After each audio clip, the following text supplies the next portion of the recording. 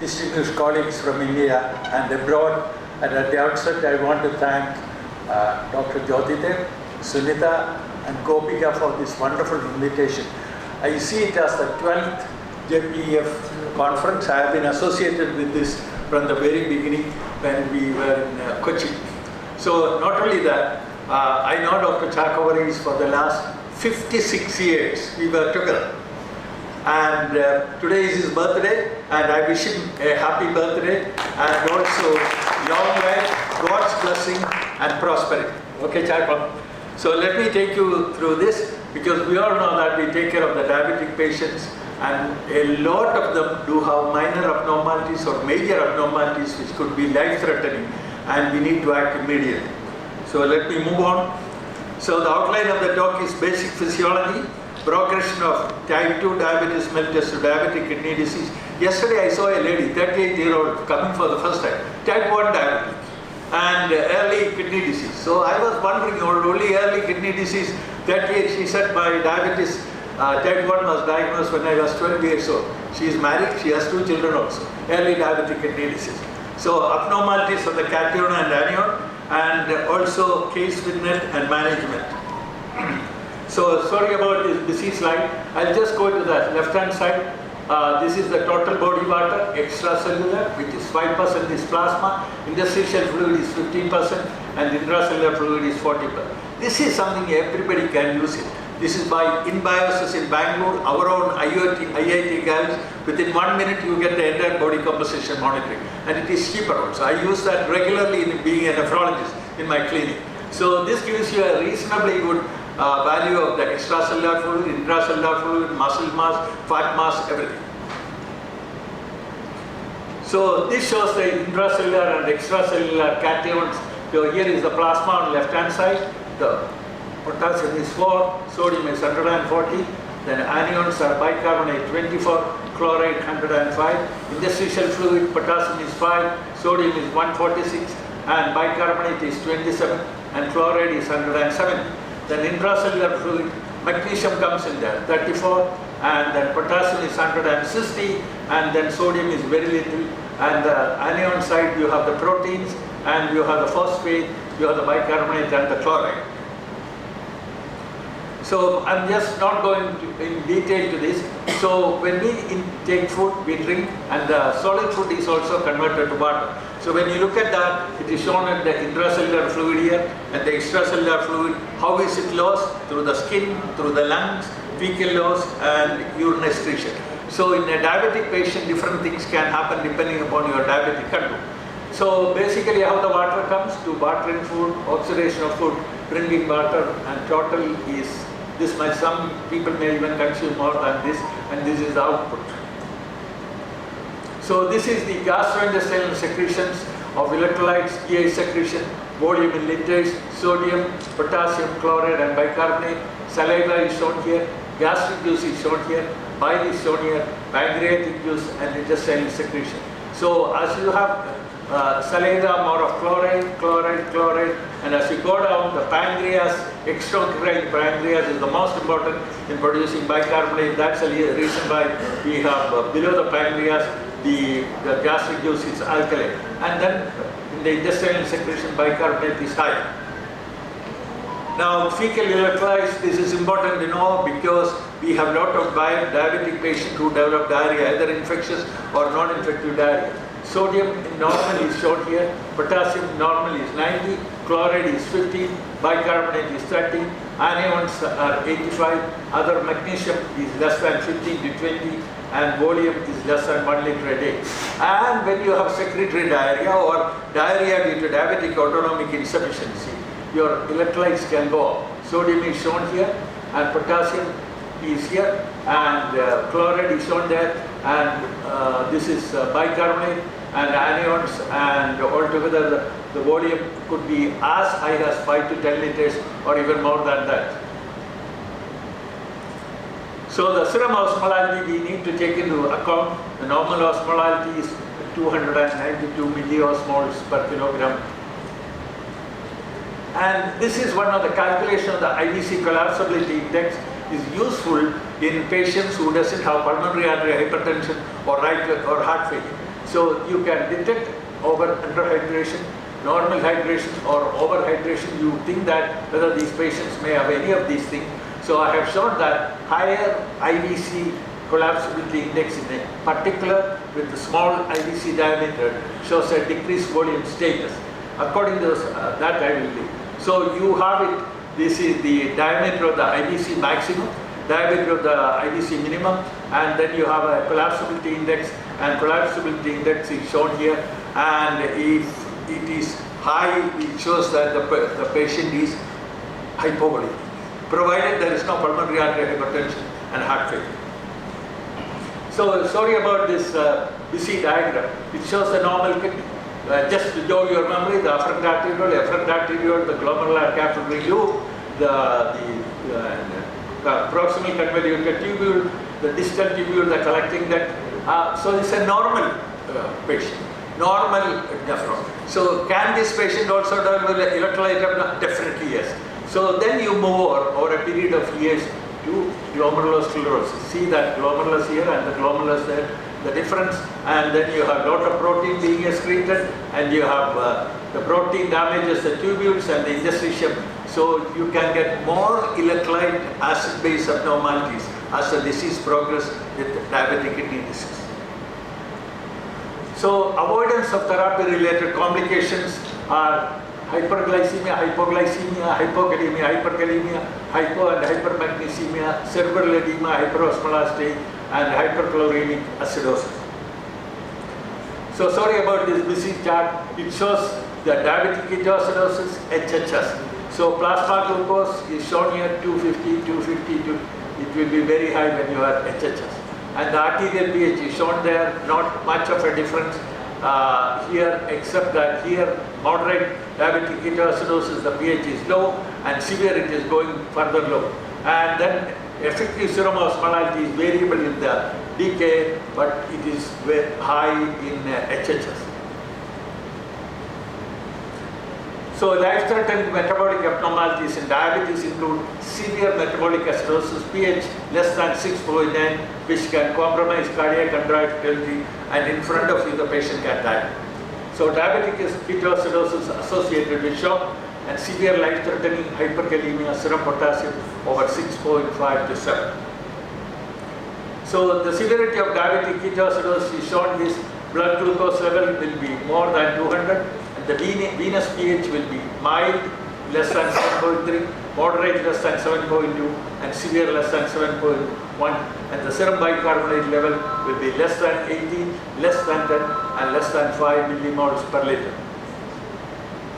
So this shows the approximate body water electrolytes in, so water deficit is shown here, nearly about 5 to 7 liters, and sodium deficit is 500 to 700 millimoles, and potassium deficit is 200 to 350 millimoles, and chloride is 200 to 350, and then phosphorus is about 350 to 500 millimoles.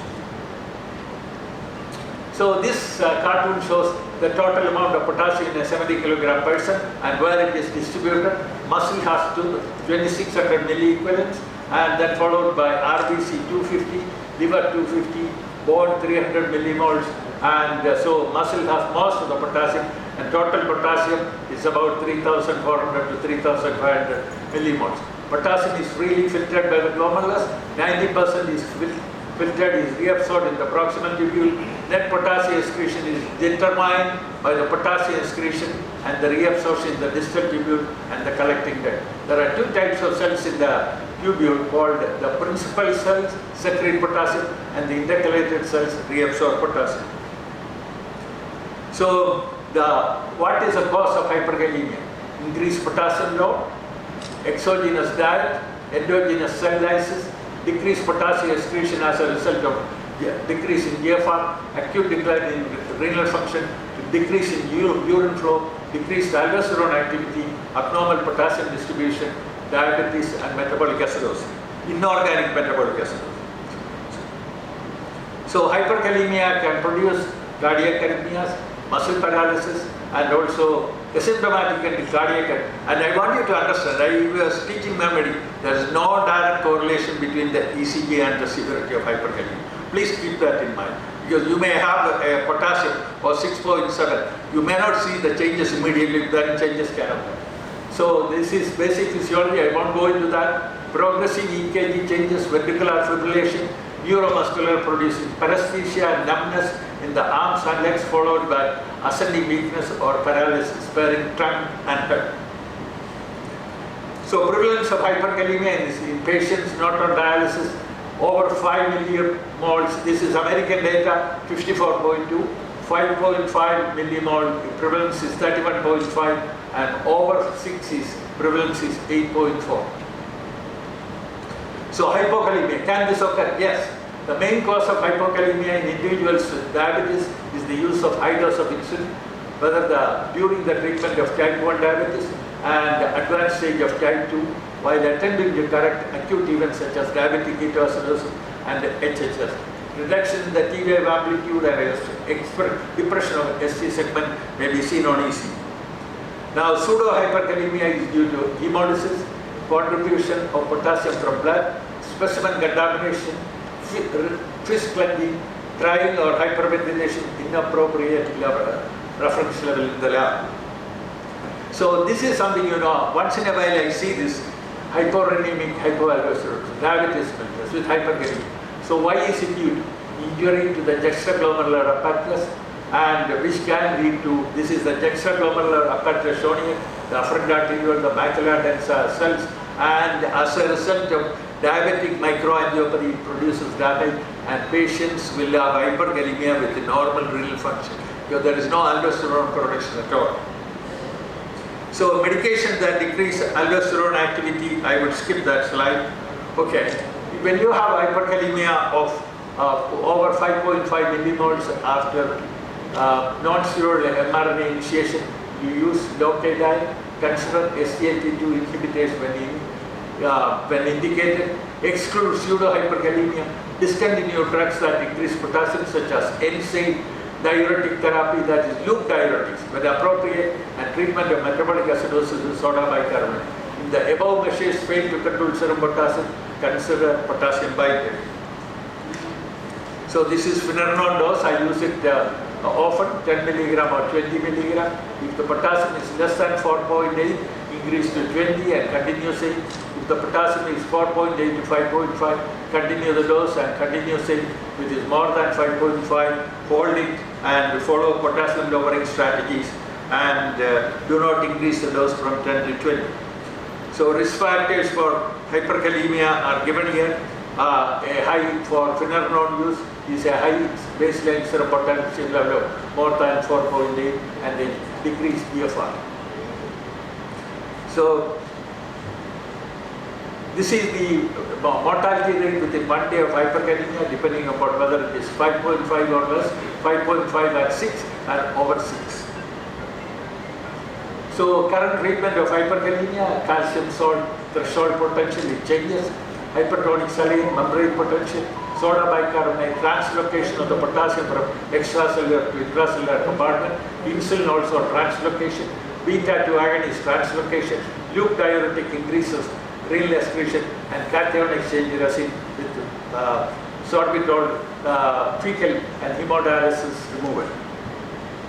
So this is the new one. It is going to come to India. This is called patiromer, is sodium zirconium cyclosilate, and it can be given as 5 gram or 10 gram. It acts within 1 hour, but going to be very expensive. The people are going to sell it at 1,000 or over 1,000 rupees per dose. So sodium homeostasis, so 1.6 milliequivalents decrease in serum sodium per 100 milligram of increase in glucose concentration.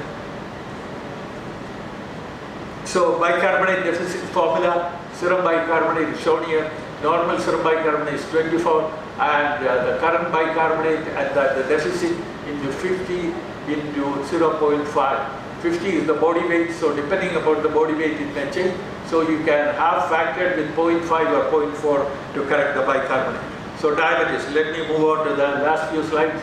Side effects of pioglitazone are swelling of the face, fingers, feet or legs, decreased urine output, and dilated neck veins. So this is the new drug, which is the SGLT2 inhibition, the elephant of primary prevention and treatment of chronic kidney disease and heart disease. So what are the abnormalities? SGLT2 inhibitor and side effects are volume depletion, dehydration, genital mycotic infection, euglycemic ketoacidosis, and bone fractures. So metformin abnormalities are shown here. It should not be used when the GFR is less than 30 ml per minute, and it produces metabolic acidosis, pH less than 3.5, lactate over 5 millimoles. So this is GLP-1 analogs. It can produce increased diuresis, natriuresis, and nephroprotection. So this is a case, last slide, 55-year-old male, and pleural effusion right side, serum creatinine is 7.6, suggesting that it's a progressive increase, end-stage kidney disease, stage 5. Sodium is shown here, potassium is shown here, chloride, bicarbonate, total protein, albumin, and so his injection fraction is 54, non-regional word, concentric Kelvin. What do you do with it? He has got hyperkalemia, his creatinine is high, and he has also got the bicarbonate is low. The best thing is to take him for dialysis, but there is no significant fluid overload. So this is the pH compatible with life. This is a normal pH. Acidemia. Here the patient will stop his heart. On this side, above 8, it reduces the threshold for ventricular fibrillation. So this is diabetic autonomic neuropathy. Without renal failure or hypoalbuminemia, you can develop swelling in your legs. And magnesium homeostasis, hypomagnesemia is seen in diabetes mellitus in 25 to 39% of the patients. So calcium phosphate conclusion. Diabetes mellitus leads to many abnormalities in fluid and electrolyte homeostasis. Acute and chronic kidney injury in diabetic mellitus can lead to fluid overload, hyperkalemia, hyperosmolar state, and metabolic acidosis. Drug-induced adverse effects, unless diagnosed, can lead to fluid retention, hypomagnesemia, cardiovascular and neuromuscular, attention to metabolic abnormalities, and essential knowledge to mandate is mandatory. This is a book which is coming out by Springer. We have Dr.Georgi there. We have 5 editors for that. It's going to come out, diabetic complications, multidisciplinary approach. So it will be published in the next 2 months by Springer. Thank you for your kind attention.